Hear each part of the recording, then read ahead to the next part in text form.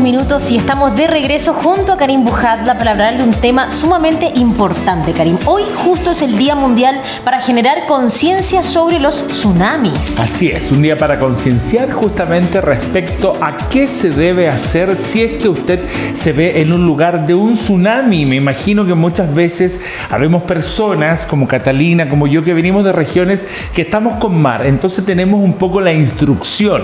Sin embargo, ¿qué pasa si usted está en un lugar que se provoca un tsunami y usted no tiene idea qué hacer? ¿Con quién vamos a conversar? Vamos a conversar y a darle la bienvenida a Cristian Cortés. Él viene de parte de Zona Antisísmica, ya amigos de tu conexión matinal. ¿Cómo estás, Cris? Bienvenido. Hola, muchas gracias por la invitación. Hola, Cata, hola, Karim. Claro, justo hoy es el día de la concienciación frente al riesgo de tsunamis y venimos a hablar obviamente de eso, pero antes de eso quería simplemente dejar una invitación porque yo soy parte también, trabajo en CIGIEN, en el Centro de Investigación para la Gestión Integrada del Riesgo de Desastres, y ellos, si bien yo estoy acá aportando con mis conocimientos sobre tsunamis, ellos se encuentran en este momento en Valparaíso, en el Museo Marítimo de Valparaíso, y tienen una exposición, están presentando, y para dejarlo entonces a todos invitados a que vayan, y tienen algo súper particular hoy en día, que están con unos proyectores e iluminando en las noches, la noche anterior, la noche pasada, estuvieron iluminando con una simulación de tsunami el museo, y hoy en día van a estar en la plaza Aníbal Pinto con la misma actividad, con unos proyectores ahí iluminando frente a tsunamis para concientizar sobre este riesgo tan importante en nuestro país. Ok, oye, Cristian, a ver, justamente como para que me des una mirada, ¿por qué La Serena, Iquique, Valparaíso están casi encima del agua y ahora andamos, cuidado con el tsunami, cuidado con el tsunami?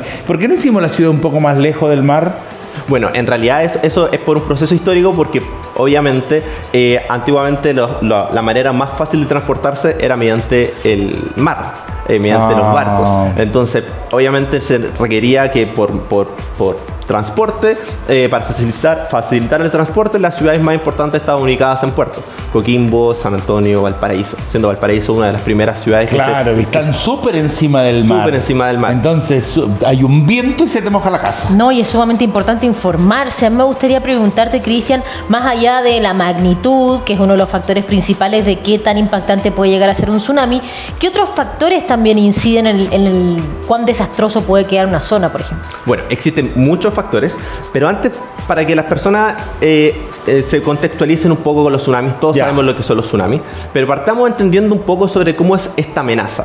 Nosotros hablamos de amenazas naturales, como por ejemplo erupciones volcánicas, incendios forestales, aluviones, etc. Y todas estas amenazas tienen una característica que son más bien locales. Cuando pensamos en un aluvión, por ejemplo, pensamos en la quebrada de Macul, todo ese sector, y un sector acotado. Claro. Cuando hablamos quizás de un terremoto, es un evento más grande, que abarca una región más grande, quizás un par de regiones del país, etc. Pero cuando hablamos de un tsunami es una amenaza que nosotros decimos que es una amenaza que puede afectar de manera global. ¿Y por qué? Porque si ocurre un tsunami en Chile, en las costas de Chile, puede afectar a todo el resto de Sudamérica, que está por el lado del Pacífico, incluso traspasar todo, cruzar todo el Pacífico y llegar hasta Japón, y cuando ocurra algo en Japón, pasa de vuelta. Entonces, ahí yo les traje un video que a la gente le llama mucho la atención, que es sobre los últimos terremotos y tsunamis que han ocurrido en los 120 últimos años. De ahí podemos ir mirando un poco sobre, por ejemplo, qué características tienen que tener estos terremotos para que produzcan un tsunami. Entonces, perfecto. Acá aparece un mapa a nivel mundial y empiezan a aparecer unos circulitos de distintos tamaños. El tamaño de esos circulitos representa la magnitud del terremoto. Y en ocasiones aparecen unas luces moradas. Esas luces moradas representan el tsunami, y mientras más clara sea esa luz morada, significa que mayor fue la magnitud de la intensidad de ese tsunami. ¡Oh, mira ese! Fíjense que abajo aparece como el año que va transcurriendo, y ahora viene 1960, para que se fijen. ¿A dónde vamos? En 1960. Y ahí acaba de aparecer. Oye, lo encuentro entretenido estas cuestiones. Estos mapas interactivos te van dejando súper claro. Están dejando súper claro. Y una de las cosas que me estabas preguntando era, ¿cuáles son estos factores? Acá empiezan a aparecer muchos terremotos, muchos sismos, pero no todos estos producen un tsunami.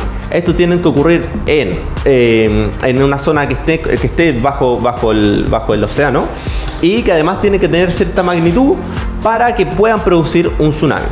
Y una de las características, que era lo que le estaba mencionando, que estos tsunamis si bien se producen, por ejemplo, en Chile o en Japón, son capaces de traspasar fronteras. Claro. ¿Sí? No son tan agotados. Entonces, esa es una de las principales particularidades que tienen los tsunamis. Y ahí se ve como la intersección entre las placas tectónicas. Hay partido de nuevo, si quieren lo podemos ir viendo ahora que ya les expliqué. Entender un poco, entonces empiezan a aparecer estos sismos de distintas magnitudes, que son como unas pelotitas, unos círculos de distintas. Por ejemplo, ahí aparece un círculo grande y produjo un tsunami. Cada vez que aparezca un círculo azules igualmente, bueno, naranjo, profundo, rojo, verde. ¿Qué significa cada uno de ellos? Esos colores representan la profundidad del terremoto. Y dependiendo de la profundidad es también ese que es capaz de producir un Oye, tsunami. mire, cuando está todo ese rayo Ahí está el de sí. 1960, por ejemplo, que inundó. El 1960, que el terremoto más grande registrado, fue un magnitud 9.5, que es un círculo gigante, y cuyo tsunami alcanzó todas las costas del Pacífico. Entonces, Todas. o sea, abarcó todo. Incluso traspasó de Australia, traspasó un poco para allá. Imagínate, Sí. imagínate. Oye, a ver, cuéntame también un poco. Tú eres una persona que también viene a hablar de que los desastres no son naturales. ¿Qué podemos, por ejemplo, esperar o hacer? ¿De qué manera reaccionar cuando estamos frente a un terremoto como el de Valdivia, que es el más grande del mundo? O sea, lo primero es que tenemos que tener una planificación urbana, Ya. que es un tema complejo porque tiene que haber voluntad política de las construcciones que no estén en zonas de inundación frente a tsunami y que no tengamos estructuras críticas como hospitales, ese tipo de claro, estructuras en claro. zonas de inundación. Y ojalá tampoco estructuras residenciales, sino estructuras que estén destinadas a otro uso, por ejemplo, uso deportivo, comercio, oficina, etcétera, de manera tal de que no haya una gran concentración de personas Ya. siempre en ese lugar. Ya. Ese es un primer paso. Y la otra es sobre la educación frente a este riesgo, y que muchas personas no tienen conciencia de dónde están ubicados y dónde tienen que ir a evacuar. Y otra también es que no hay un entendimiento entre que un tsunami no es necesariamente una ola. Bueno, acá hay otro video en donde se muestra esto mismo de que yo le estaba hablando de cómo es la propagación, y abajo aparecen los minutos transcurridos, cómo es esta propagación de distintos eventos que hemos tenido en Chile. El de la izquierda, el del 2010, el 27 de febrero del 2010. Acá mira. está el del 2014 en Iquique. Yo lo viví ese, fue horroroso. Y el de Coquimbo el 2015. ¿O lo vivió usted? También lo viví, Cari. Y horroroso, ¿no? Terrible. Fue terrible. Pero, ¿sabes qué? Me asalta la duda que tú dices que no es solamente una ola. Sí. ¿Qué más es? Exactamente. No es una ola. Es que la gente se imagina, bueno, por un poco por las películas de Hollywood. Y por la falta de información. Y por la claro. falta de información también. Se imagina como La Roca. No sé si han visto esa película de Terremoto San Andrés o algo así, Sí. creo. En donde La Roca como que se mete con una lancha y se sube arriba de una ola y la Sí. traspasa, etcétera. Sí. Y un poco, bueno, los tsunamis no son así. No es una ola gigante. Se parece más a una crecida de un río, un desborde de un río. Ahí también claro. hay un video que les traje que específicamente sobre eso de cómo podemos ver, o sea, cómo es realmente un tsunami, que en realidad no es una ola gigante, sino que es una ola más, o sea, es una crecida de ola más lenta. Bueno, precisamente acá hay... Como rebalse. Antes de ver esta diferencia, acá está cómo se generan estos tsunamis. Y acá, por ejemplo, está el terremoto, que hay un desplazamiento entre las placas. Lo que hace ahí es levantar una columna de agua. Y esa columna de agua que se levantó es la que se propaga posteriormente, y ahí se empieza a mostrar cómo esa columna que se propagó por el movimiento de las placas tectónicas, cómo se levantó y empieza a propagarse entonces por el resto del océano y llega hasta la costa. Acá se aprecia ese recogimiento del agua en el mar que en ocasiones ocurre, no siempre, eso es importante, no siempre se recoge Como el mar. bien popular esa parte. Hoy se está Claro. recogiendo el mar. Sí, va a pasar. va, exactamente. Bueno, si uno ve que se recoge el mar, es un claro indicio de que va a venir un tsunami. Pero no necesariamente, si es que no se recoge el mar, no va a venir un tsunami. No Eso hay que confiarse no por confiarse ese en eso. indicio, claro. De ahí entonces se muestra cómo es cómo viene el tsunami. Si se fijan, no es como una ola gigante que viene de no sé cuántos miles de metros, sino que es como viene toda una crecida del mar y se ingresa hacia la costa. Y arrasa con todo. ¿Qué tan preparados realmente están los países costeros, las ciudades, frente a la respuesta correcta y rápida ante un tsunami? O sea, Claramente nosotros tuvimos una muy buena experiencia en el 2010, pero yo en ese sentido soy más positivo en el sentido de que Chile puede cometer errores. Siempre digo, Chile comete errores constantemente, pero somos capaces de aprender de esos errores. Claro. Al menos en temas de terremotos y en temas de tsunamis hemos aprendido. Si bien hubo muchos errores, por ejemplo, la alerta de tsunamis que ocurrió para el 2010, de que había alerta o no había alerta, que anunciaron la alerta después de que ya había ocurrido el tsunami. Hoy en día tenemos un sistema de alerta de tsunamis muy avanzado, que fue realizado con científicos que saben mucho sobre tsunamis y que hoy en día tiene una serie de modelaciones y comparan si es que el terremoto puede o no generar tsunami y empieza a generar alerta. Nosotros también está conectado con la alerta SAE, que se llama del celular, Sistema de Alerta de Emergencia, en que está localizado que si es que en ciertas zonas va a venir el tsunami, está la probabilidad de tsunamis, se le avisa a la población de que puede evacuar. Entonces, en ese sentido, nuestro sistema de alerta para tsunamis está bien avanzado. No tanto así, por ejemplo, en el tema de incendios, que tuvimos errores también para estos últimos, pero en temas de tsunamis hemos avanzado significativamente. Y siguiendo la línea entonces de en qué se diferencia un poco esta ola con un tsunami, también les traje un videíto en donde se compara una ola y un tsunami, ambos de la misma altura, y vamos a entender un poco de por qué son tan diferentes. A ver, espérate, antes que lo veamos exactamente, Sí. ¿cuál es la diferencia entre una ola y un tsunami? Una ola típica, esa que uno está en la playa y que tiene una ola de 50 centímetros que te moja la rodilla, etc. ¿Y cuál es la diferencia con un tsunami que puede ser de la misma altura? Ya. ¿Sí? A ver, veamos las imágenes. Entonces, bueno, ahí va a partir de nuevo. Entonces, arriba lo que se muestra es la ola típica. Esta ola, lo que tienen y que nosotros le decimos el periodo, que cada cuánto se repite. Si uno se pone en la orilla del mar y cuenta cuántos segundos pasan desde que una ola nos moja las patitas y que viene otra ola, van a ser segundos. 20 segundos, 15 segundos, 30 segundos, etc.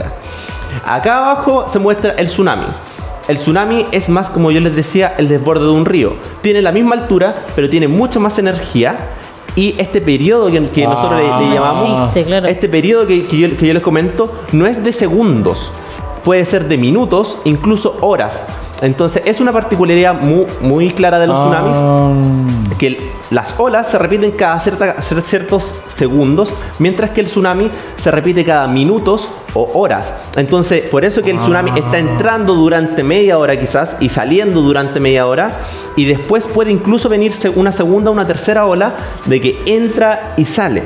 ¿Sí? Entonces, ahí hay otro punto súper importante, es que las personas tienden a creer que cuando ya evacúan por el tsunami, están en el cerro mirando hacia abajo y ven que el tsunami entró y salió y dicen, pasó el tsunami, bajemos a buscar nuestras cosas por si nos roban, etcétera, no sé, el auto, cualquier cosa, pero viene la segunda ola. Porque, como yo les decía, esto es un fenómeno que, igual como una ola que similar a una ola en que entra y sale, pero los tsunamis tienen un más largo periodo, que puede ser de minutos, de 30 minutos, una hora, etcétera. Entonces va a venir una segunda ola. Y eso ocurrió mucho para el tsunami del 2000, o sea, de 1960, y también ocurrió para el tsunami del 2010, que las personas bajaron a buscar sus cosas y los pilló la segunda ola. Oye, entonces, finalmente, así como lo explica el Cata, realmente, o sea, no sé si es tan realmente, bajo esta explicación da la sensación que es fácil salvarse. Que es como relativamente práctico, es decir, me corro para allá y no vuelvo. Dependiendo de dónde estés también, si es que estás, por ejemplo, en primera línea en una edificación, va a ser complejo, no vas a poder utilizar ascensor, probablemente vas a tener que bajar las escaleras, cuántas personas están dentro de la familia, si hay alguien que es menor de edad o muy mayor. Exacto, o muy mayor. Ahí me gustaría entrar también y preguntarte en ese contexto que propone Karim, ¿cuáles serían otros errores comunes que también hacemos? Por ejemplo, recuerdo para ese año, el 2015, en Coquimbo, llegó tarde la alerta y eso fue uno de los errores, evidentemente, pero también algunas personas, al ver el comportamiento del mar, también tomaron la iniciativa de agarrar sus cositas y evacuar la zona, pero otras no, porque se confiaron o porque pensaron que no iba a pasar nada más grave. ¿Qué otros errores comunes ustedes, como Sijiden o Zona Antisísmica, podrían nombrarnos? Claro. Yo creo que el principal, más que errores, el principal consejo es cuando hay un terremoto, y esa es como una ley muy fácil de seguir, que cuando hay un terremoto que no permite a uno mantenerse de pie, es un terremoto que es capaz de producir un tsunami. Y en ese caso, uno no tiene que esperar a la autoridad, el aviso de la autoridad para comenzar la evacuación. Uno de los errores más típicos es realizar la evacuación en automóvil. Yo sé que hay personas que tienen movilidad reducida y que les cuesta, pero que todos estemos ocupando el automóvil genera atochamientos que dificultan el paso incluso por las veredas, porque las personas evacúen. Y eso, ahora que ocurrió, no sé, el desastre en Valencia, en España, sí. se vio muy evidente, en donde están muchos videos de un taco gigante de autos tratando de salir de Valencia, y que después llegaron estas inundaciones y muchas personas quedaron atrapadas en los automóviles y murieron. Eso también se vio en los incendios que tuvimos en Viña del Mar, en donde personas también evacuaron en sus automóviles y se quedaron encerradas y murieron calcinadas al interior. Entonces, uno de los errores principales es evacuar en automóvil. Oye, pero yo entiendo, lo que tú estás diciendo tiene lógica y todo, pero yo creo que también es como el primer instinto que tienes. O sea, por ejemplo, si tuviésemos mejores y más carreteras, ¿sí se podría hacer eso o no? Y es no en automóvil. Porque no sé, o sea, ¿cómo me llevo a una guagua y a un anciano? Y una silla de ruedas y estoy solo. ¿Cómo hago eso? Y con el apuro. Y con el apuro, claro. Sí, en realidad, frente a esa circunstancia, uno, claro, piensa, necesito un automóvil. Pero en realidad lo que uno ve cuando se realizan estas evacuaciones, lo mismo, lo que ocurrió en Valencia, no todas esas personas que estaban ubicadas en los automóviles tenían ancianos ni guagua, eran personas comunes y corrientes que perfectamente podrían haberlo hecho a pie. Entonces la idea justamente es dejar estas vías libres para vehículos de emergencia o personas que en realidad lo necesitan. Y lo mismo, por ejemplo, en personas con movilidad reducida. Y ahí quería hacer un punto, ahora que se viene la Teletón. Yo estaba investigando también sobre la Teletón. Para el 2015 en Coquimbo, no sé si recuerdan, pero el Instituto Teletón estaba ubicado en zonas de inundación. El Instituto Teletón de Coquimbo estaba ubicado en zona de inundación y quedó totalmente destruido. De eso después uno lo vio cuando pasaron todas las demás Teletón. Teletón tuvo que ser transportada temporalmente a una universidad, la Universidad Arturo Prat, del Alba, que hoy en día se llama del Alba, tuvo que ser transportada. Ha cambiado muchas veces de nombre. Sí, ha cambiado muchas veces de nombre y posteriormente se tuvo que inaugurar un nuevo centro que ahora está ubicado en el sector de La Pampilla, fuera de esta zona de inundación. De ahí un tema también súper importante de las que las personas con movilidad reducida es mucho más lento el proceso de evacuación, y en ese caso es que se podría quizás utilizar algún medio de transporte distinto de la caminata. Tú eres ingeniero propiamente tal y en honor también a lo que has estudiado, ¿qué tipo de innovaciones se podrían hacer en cuanto a las estructuras de los edificios, por ejemplo, para que pudieran, no sé, resistir un poco más, darle minutos extra a las personas y a las familias para que evacúen? ¿Qué se podría hacer? Sí, bueno, hay un tema, hay ciudades que son súper complejas de evacuación por esto mismo. Imagínense Viña del Mar en épocas estivales, en el verano. Es súper complejo porque está lleno. O sea, de hecho, uno cuando sale de la playa quiere volver en auto a donde se está alojando y es imposible. O sea, el taco es gigante. Imagínense esa misma situación en caso de tsunami. Voy a seguir con eso, pero justo pusieron este video de un poco qué es el efecto que puede generar en las personas un tsunami. Y si ven la altura de inundación de este tsunami es no tan grande, o sea, deben ser unos 50 centímetros, le debe llegar a la rodilla. Él es un investigador de tsunami chileno que fue a una universidad en Japón que tienen este laboratorio gigante de tsunamis, y ahí él se somete al efecto de un tsunami y se ve claramente que la fuerza que tiene, la energía con la que viene es mucho más alta que una ola común y corriente. O sea, es capaz de botarte, y esa ola tan chiquitita que uno puede decir, pero si es un tsunami simplemente 50 centímetros, puede provocarte la muerte. Claro. Más encima que viene con escombros. Pero volviendo al tema que me estaba preguntando Cata, con respecto a qué se pueden tener estos edificios. Yo le estaba comentando la situación de Viña del Mar. Viña del Mar alta congestión, dificultad de evacuación, y de hecho en la zona del Casino Viña, ¿conocen esa parte donde está el Casino Viña? Es la zona que tiene, bueno, acá hay una modelación de Valparaíso, pero en Viña del Mar en particular la zona del Casino de Viña es muy difícil de evacuar. O sea, la probabilidad de que las personas lleguen a zonas seguras antes de que llegue un tsunami es más reducida.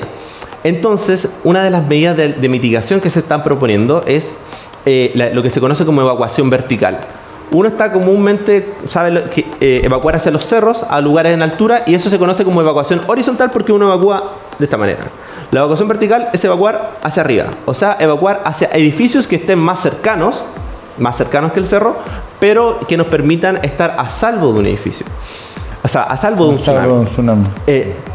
Y estos edificios tienen que tener una serie de requisitos, y una de las cosas que tienen estos tsunamis, o sea, estos edificios, es que la primera planta tiene que permitir el paso libre de un tsunami.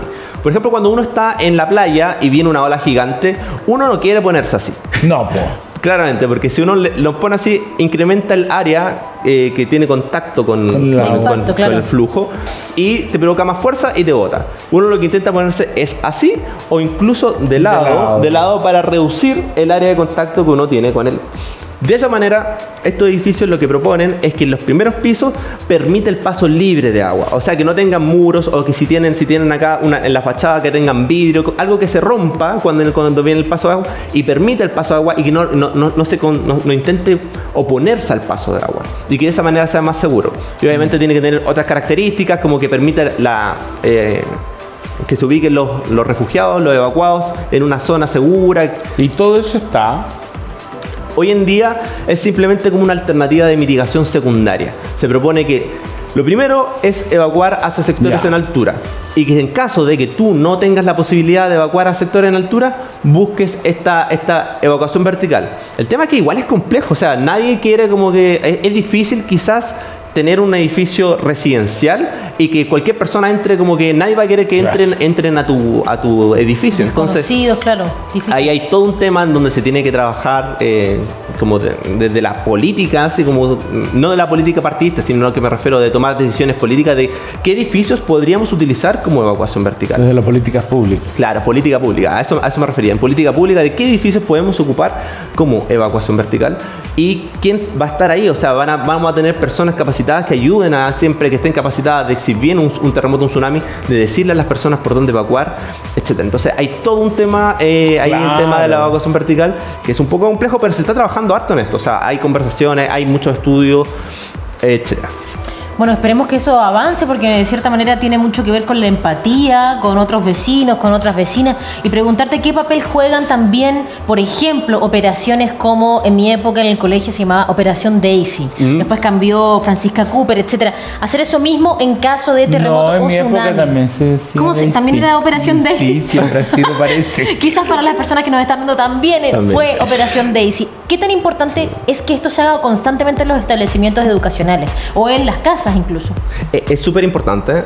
De hecho, constantemente Senapred organiza simulacros de terremoto y tsunami. Acá en Santiago, por ejemplo, hacen de terremoto, pero en los sectores costeros, para los colegios, hacen simulacros de sismo tsunami. O sea, aparte del sismo, evacúan desde las salas de clases, bajan, se ubican y después generan la evacuación a las zonas seguras. Y es súper importante porque, obviamente, la práctica hace el maestro. Y en cuanto más estemos entrenados frente a estos eventos, vamos a poder reaccionar de manera natural y saber qué hacer.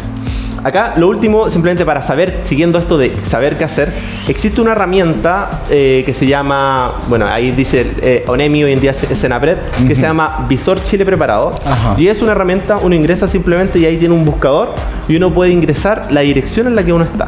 Entonces, ahora que ya se acerca diciembre, enero, febrero, que vienen uno va de vacaciones, se llenan las playas y uno de repente está ubicado en algún lugar que no tiene conocimiento si son inundables o no. Bueno, súper fácil, uno se mete en Visor Chile Preparado, ingresa a la dirección en la que está y te dice a qué amenazas uno está expuesto. No solamente tsunami, acá yo le puse tsunami porque era lo que estábamos, y te indican las vías de evacuación, etcétera, los puntos de encuentro, todo.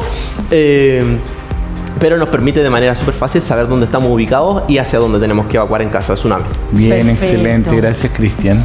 Muchísimas gracias por tu visita a Zona Antisísmica, le agradecemos, y también a Sigiden por acompañarnos aquí en este espacio que ya ha tomado vida, llamado Los Desastres No Son Naturales. Estamos viendo tus redes sociales, cuéntanos un poquito también de qué podemos encontrar en Sigiden y también en Zona Antisísmica. Ahí justamente está lo que yo les estaba comentando de la iniciativa de Sigiden. Ahí está el proyector, miren, justo a la izquierda. Claro. Está el proyector en el museo, y que hoy día iban a estar en la Plaza Aníbal Pinto.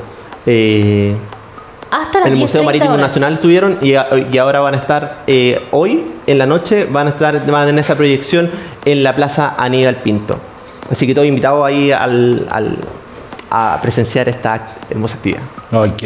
Ojalá que harta gente vaya, que harta gente se instruya, porque yo también siento que mientras más sabemos, mejor reaccionamos. Gracias, Cristian, por haber venido. Muchas gracias a ustedes por la invitación. Gracias Vamos a a ti seguir también. aquí en tu conexión matinal, Karim Bujanda. Luego de esta pausa, seguimos aquí acompañándoles. Ya volvemos.